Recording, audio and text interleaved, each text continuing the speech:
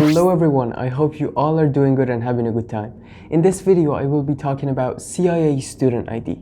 This may sound a little bit stupid, but it's actually really important, so keep watching the video. In this video, I will be talking about what does your CIA student ID do, what you should do if you lose your ID, and how you should get a new one. Let's get into it. What does your CIA student ID do? So long story short, it basically does everything. Like if you want to get in your building, in your dorm building, you have to swipe your ID. If you want to get food at the egg, you have to swipe your ID. If you want to get on campus after 9 p.m., you have to swipe your ID to get on campus. If you want to print stuff, you have to swipe your ID. It basically does everything, and it has your student ID number in the back of your card. What happens if you lose your ID? What should you do if you lose your ID?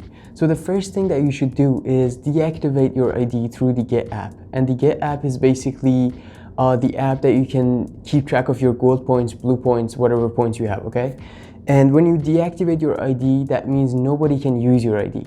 And if you don't have your ID, you can't basically do anything. You can't get into your residence hall because you need to swipe your ID. You can't get food at the egg because you have to swipe your ID in order to get the food. All right, let's say you lost your ID and you need to get a new one. How should you do it? So SRC, or Student Rec Center, prints new IDs. And you just gotta walk into SRC's front desk, tell them that you lost your ID and you need to print a new one. It usually takes like 3 to 5 minutes.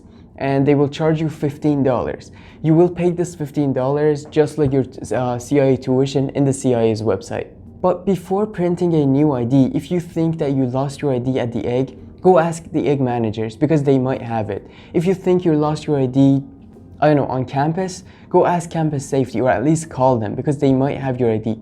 And if campus safety does not have your ID, then nobody knows where your ID is, and you should definitely go and get a new one. Alright, this is the end of the video. Thank you for watching this video. If you have any questions, any comments, anything, drop a comment down below. If you want me to make more CIA content, make sure to subscribe to my YouTube channel. Thank you, and until the next video, I will see you guys later.